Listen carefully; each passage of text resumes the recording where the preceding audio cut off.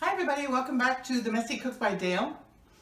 I really want to thank everyone for all your encouragement and support with our last video, Boston Baked Beans. Many of you asked for the recipe, so I hope you're enjoying it.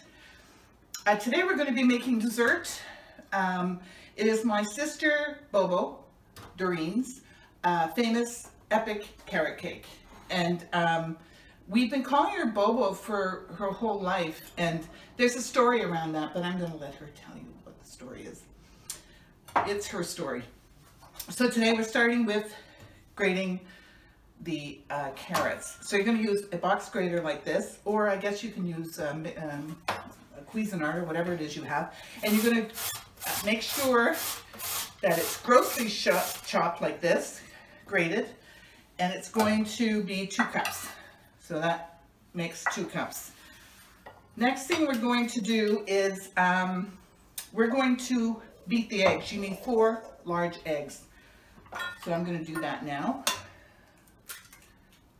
1, 2, 3, 4. Now let me tell you, the reason that we are doing dessert today is because we're ordering out, and we like to support our local businesses, our local restaurants. So we try to order out once a week. So please do the same.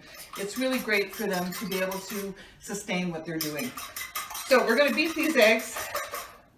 I actually can do that with an egg beater, but I'm not going to do that right away. First thing we're going to do is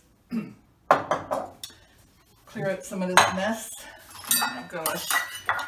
And we're going to sift the flour and the dry ingredients. So I like to do it on a piece of parchment, and I like to do it with a sieve. So we need 2 cups of flour. 2 cups of flour. It's 1, 2. 2 cups of flour. Next is 1 teaspoon of baking powder, which is here. 1 teaspoon of baking powder. 2 teaspoons of baking powder. Sorry, 2. 1, 2. And 1 teaspoon of baking soda. The baking soda. What a mess. Baking soda. All right. Teaspoon of salt. Salt always makes all the flavors pop. That's not salt, that's sugar.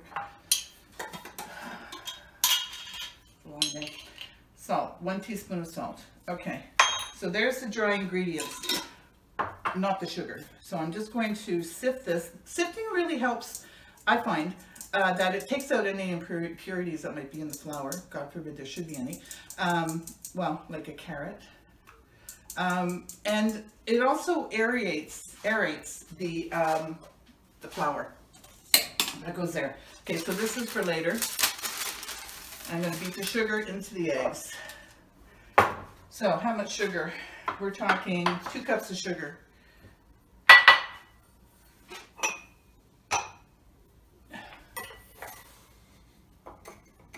There's 1. I probably should do this a little bit at a time. So it's going to be noisy while I do this. Gradually add the sugar.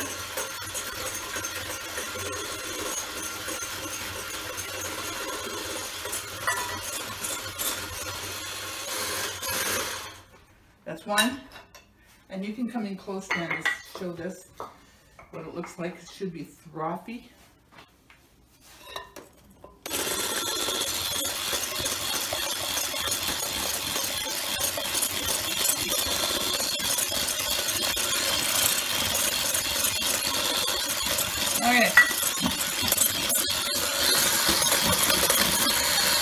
All right, eggs are done. Let's add the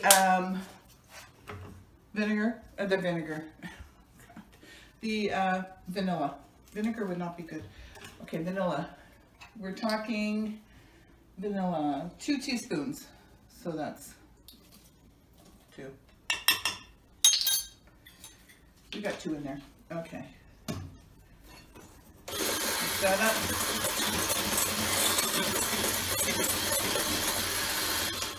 Too much vanilla is never a bad thing anyway. So I forgot to put my sugar, my cinnamon in the dry, so we'll put a teaspoon of cinnamon in there, just like that, and I'll mix it up later as we go.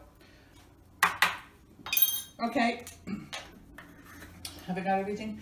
A medium can of crushed pineapple, and that would be, we use the Dole here, and it's a product of the Philippines, so it's in homage of my daughter-in-law. This is crushed pineapple, and it's 398 milliliters.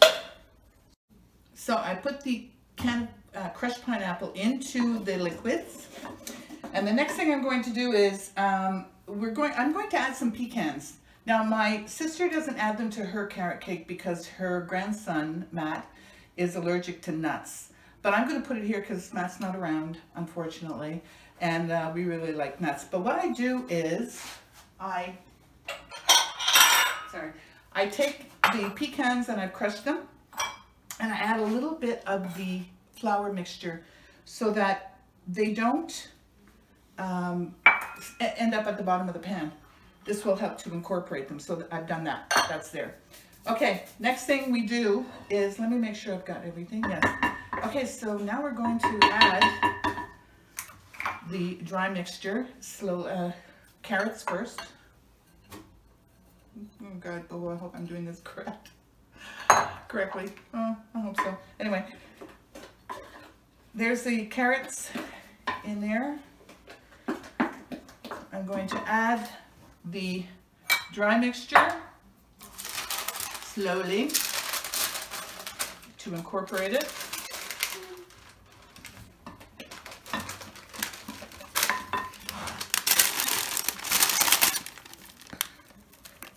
Slowly, and the rest. I'll just incorporate this, and then I'll use the beaters. Oops, whoops, making a mess. Oh my gosh, okay. That looks good. I'll add the pecans. This looks delicious, I have to say. I don't think I'm going to use the beaters actually, because that might crush up my nuts too much, so I'll just fold it in. Comme ça.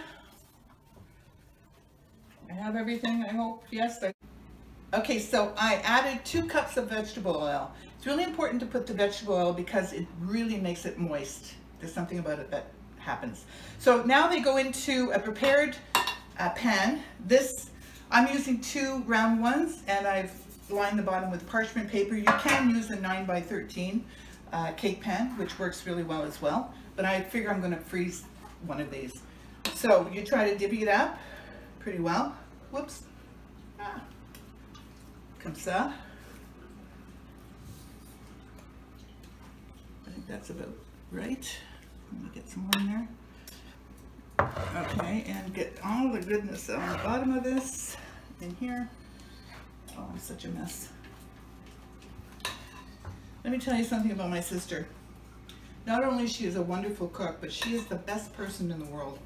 She's selfless. She has taught me more about mothering and being a parent than anything, and I've used her advice. She's really wise, and I love her, and I miss her. Okay, so these are going to go in the oven at 350 for about an hour. You're going to, around the 45-50 minute mark, I suggest you look at it. You put a toothpick in, and if it comes out clean, then you're good to go. It's all ready. So we're going to see you back in an hour, and then I'll tell you what the next steps are. See you later. Hey there, welcome back. So it's been a little bit over an hour. Because they were the round pans, they didn't have to cook as long. So I checked them around 35-40 minutes, and they were perfectly done. So you're going to have to judge depending on the pan you use. So we're ready to frost. The other one I gave to Tim and Andrea already. They've already left them on the street, and they came and picked it up. So now we're going to do this one. The frosting is cream cheese frosting, and I made it already. And what it is a half of a cup of softened butter, a brick of cream cheese and 2 cups of icing sugar. You mix that up and you get this. Very simple, very, very simple. So I'm going to frost this now. You know, I realize how difficult all this self-isolating is, believe me, especially when you're alone. So I really encourage you to reach out to people and talk to people and do some interesting things, write a book, write your memoirs or whatever, just stay busy. I know how difficult it is. So you frost the cake, you put as much as you want on here, you know, whatever you like, and that should be it. Let's try a piece. I hope it's good.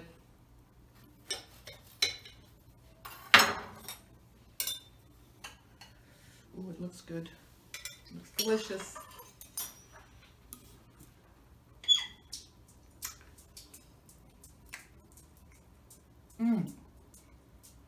Excellent. So moist. Love it. You're going to love this recipe. If you want it, be sure to message me and I'll give it to you. So that's it for this one. Thanks so much for watching. Remember to stay safe, stay home. That's really important.